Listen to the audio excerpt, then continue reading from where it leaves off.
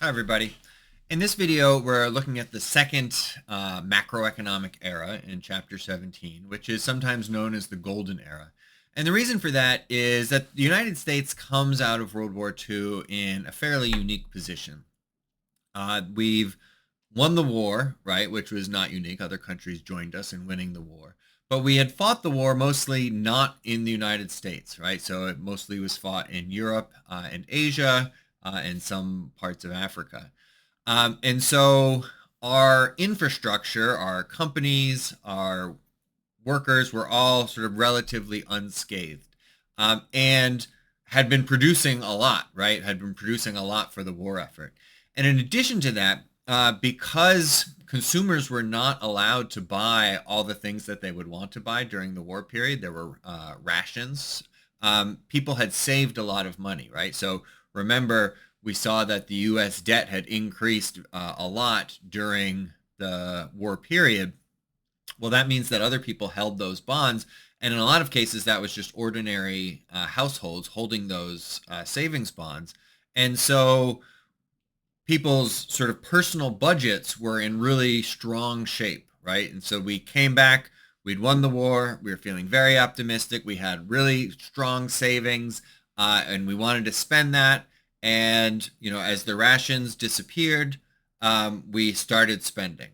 And so that sort of 30-year time period between 1945 and 1975 was one of, a lot of investment, a lot of consumer spending, increasing things like education.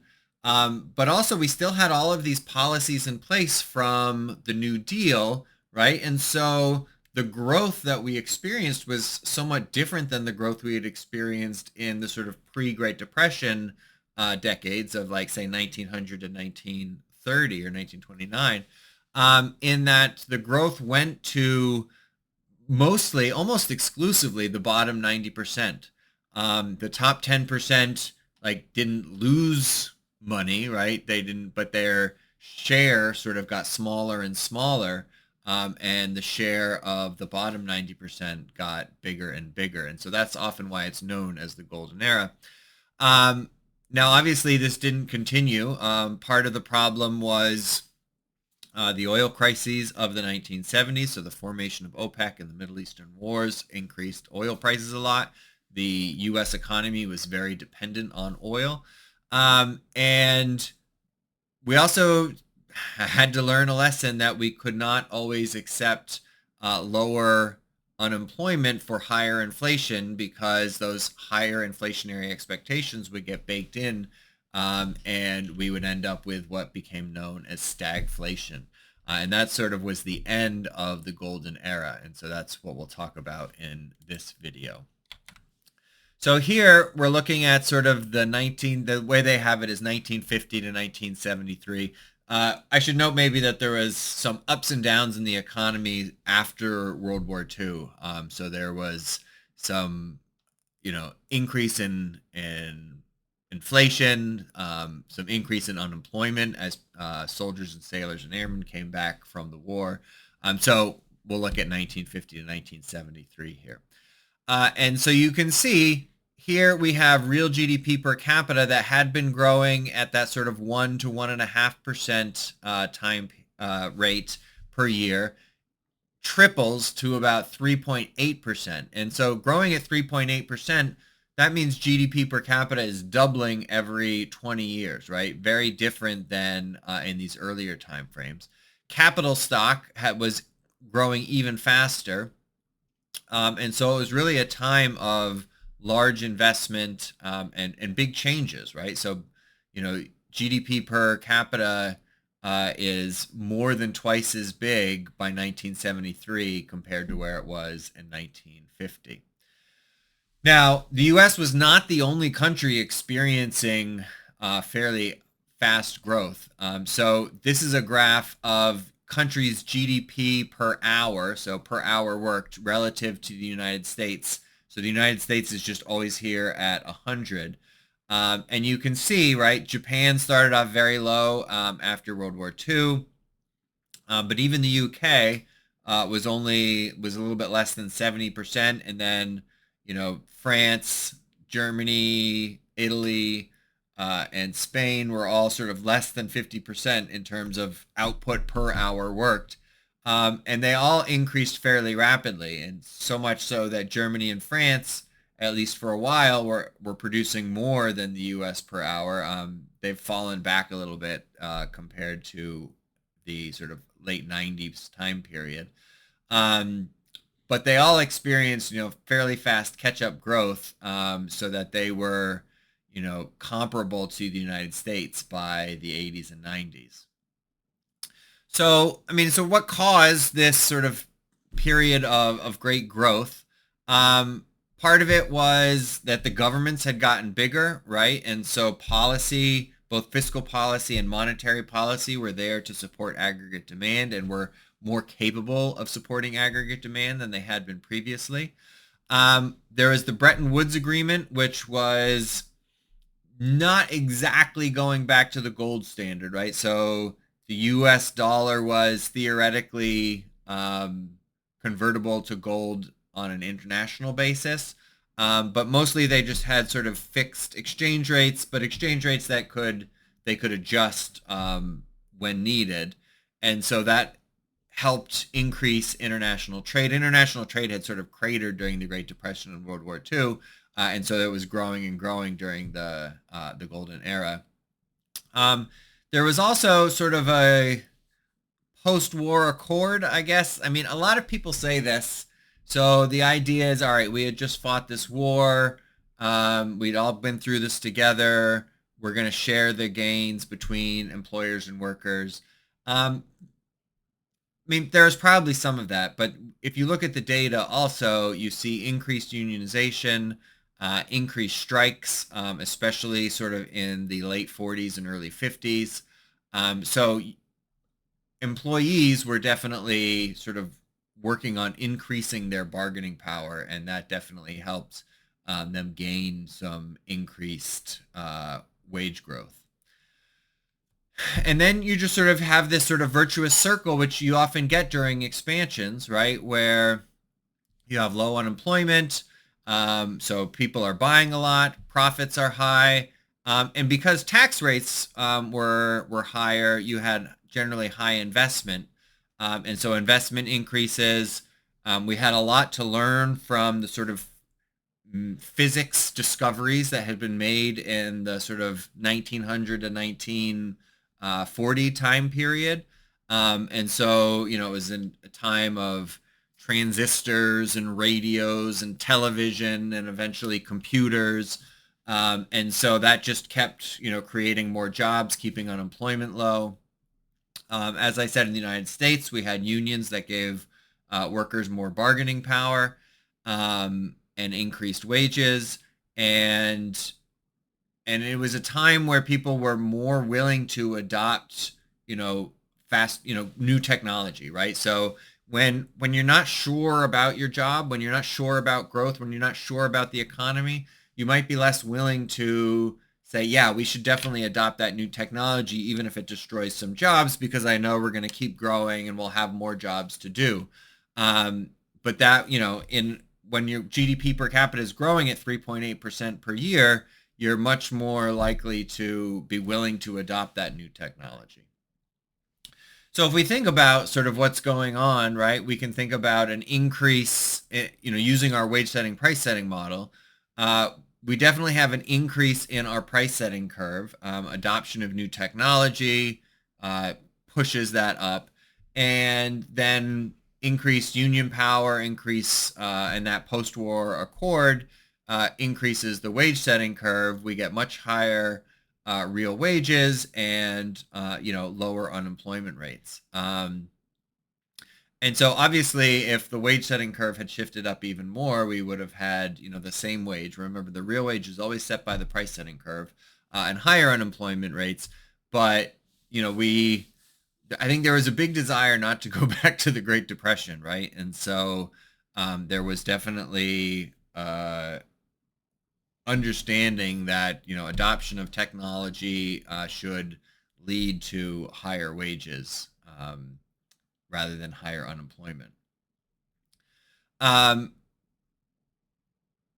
these were obviously different, right? So the post-war accord, right? This idea that there was sort of a détente, an agreement between workers and their employers, was different in different countries, right? And so there were sort of more single unions in countries like West Germany. France had a more sort of government-focused solution where government set wages in a lot of state-owned firms.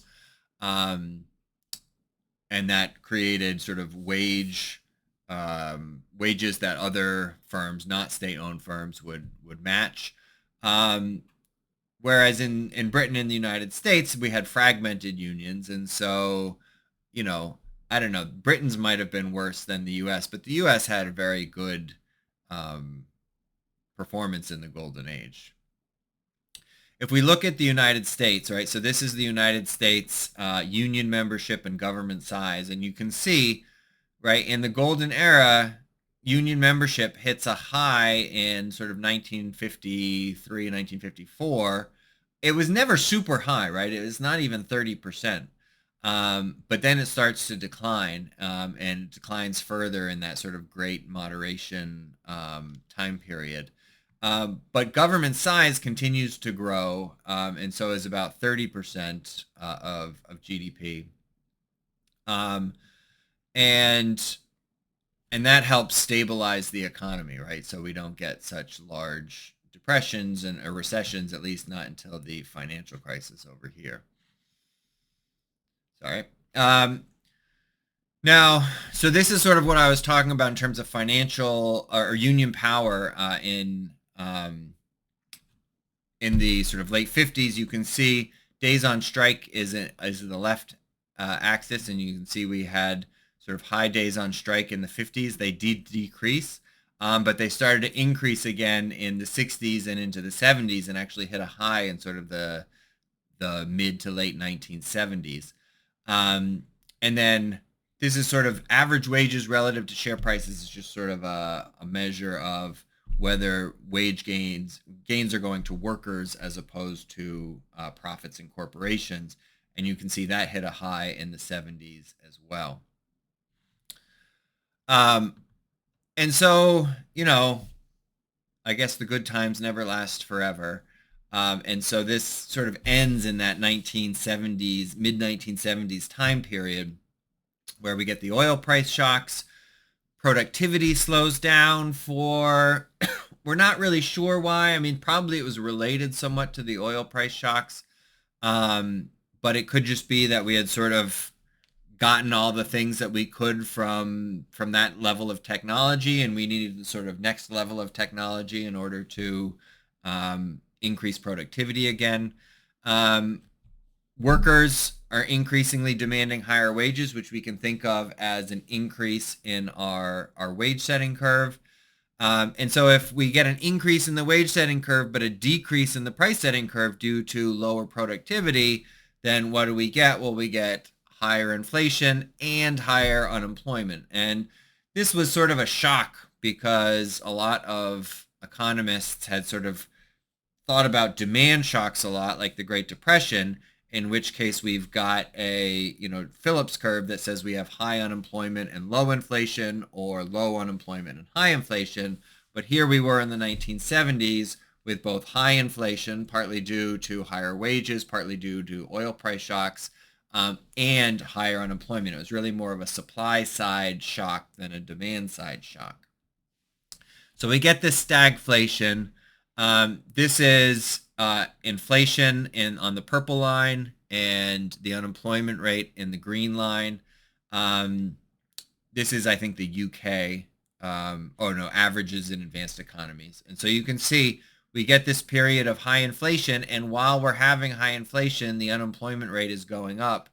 In the United States, we end up, the Federal Reserve eventually in the early 1980s says, okay, that's enough inflation. We're going to increase interest rates as high as they need to go in order to bring inflationary expectations down. They cause a significant recession, sort of a double dip recession in the 1980s, and we get an unemployment rate of over 10%. and eventually inflation does come down successfully. So I think this is important because, the Great Depression was really a demand side crisis and sort of was the birth of Keynesian macroeconomics. But the end of the golden era, right, was, instead of a demand side crisis, a supply side crisis, really caused both by oil prices increasing substantially, and also wages probably increasing above where they should be. And that ends up with stagflation. And so I think we have a much better understanding now of sort of the differences between demand side shocks versus supply side shocks. The problem is really that, macroeconomic policy, fiscal policy, and monetary policy are much better at dealing with demand side shocks than supply. And so when you get a supply side crisis, there's not always a lot that policy can do. So one thing, that you can do sort of in general is to set up your sort of macroeconomy, your macroeconomic policies, so that you have more flexibility, right? And so we talked a little bit about, Danish flex security and, the ability of firms to hire and fire workers while also providing support for workers who lose their jobs. And that can, shift the wage setting curve down, which we know doesn't affect, at least in the long run, real wages, which are determined by the price setting curve, but does decrease the unemployment rate. All right, so we'll stop there. And in the last video for Chapter 17, we'll talk about sort of the great moderation of the 80s and 90s, in which we, had shallower recessions, but we also had increasing inequality. And as we've said, we also had increasing leverage and fragility in the financial sector that perhaps we didn't notice until the housing bubble popped in 2006, and we ended up with the 2008-2009 financial crisis and Great Recession.